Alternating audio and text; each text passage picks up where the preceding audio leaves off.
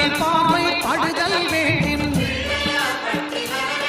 எங்கள் இறைவன் கணபதி இடக்கையின் கீழே புத்திர பாக்கியம் தருகிற பகவான் சுக்கிரன் அங்கே குடியிருப்பான். அவன் கற்பக கடவுளை கண்டவர் தமக்கு பொன் பொருள் அள்ளி கொடுத்திடுவான்.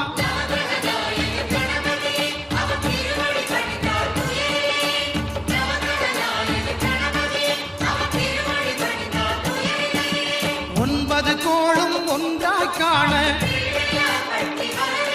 அங்கு கற்பகம் என்னும் கடவுளின் மெய்யில்